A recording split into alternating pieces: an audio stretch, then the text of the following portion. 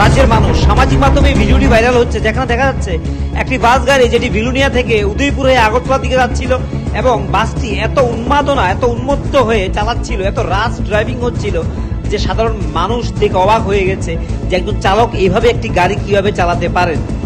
কখনো যাত্রী ধরার জন্য, কখনো সিন্ডিকেটে গিয়ে গাড়ির নাম্বার ধরার জন্য তারা এভাবে প্রায়শই উন্মাদভাবে এত রাশ ড্রাইভিং তারা করে থাকে। রাজ্যে প্রত্যেক দিন কোথাও না কোথাও দুর্ঘটনা হচ্ছে, দুর্ঘটনায় মৃত্যু হচ্ছে, কিন্তু এই যান সন্ত্রাস কোনোভাবেই কিন্তু থামছে না। রবিবার দিন যখন উদয়পুরে আসার পথে পরিবহন মন্ত্রী নিজে গাড়ি থেকে নেমে একটি দুর্ঘটনাগ্রস্ত অটোকে, তাদের যাত্রীকে হাসপাতালে পাঠানোর ব্যবস্থা করেছেন, সেই জায়গাতে প্রত্যেক দিন এভাবে রাশ ড্রাইভিং হচ্ছে, এভাবে বাস চালক থেকে শুরু করে অটো চালক এভাবে চালিয়ে মানুষের জীবনকে সংকটে ফেলে দিচ্ছে। প্রত্যেক দিন নিরীহ মানুষের মৃত্যু হচ্ছে। মেলাগড়ে একটি নিরীহ কিশোরের মৃত্যু হয়েছে। কিভাবে বাসটিকে অতিক্রম করেছে এবং কতটা ঝুঁকিপূর্ণ ছিল, এবং এইভাবে প্রত্যেক দিন এভাবে এই সড়কে এই কাজটা করছে বিশেষ করে বাস চালকরা।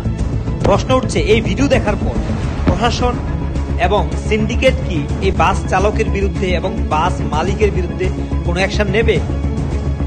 এটাই হচ্ছে প্রশ্ন। এবং প্রশাসন এবং বিশেষ করে পরিবহন মন্ত্রী এই বিষয়টি নিয়ে গুরুত্বপূর্ণ পদক্ষেপ গ্রহণ না করলে মানুষের জীবন কিন্তু প্রত্যেক দিন যাবে এই বাস চালকদের কল্যাণে এবং রাশ ড্রাইভিং এর কল্যাণে এবং বেপরোয়া গতির কারণে।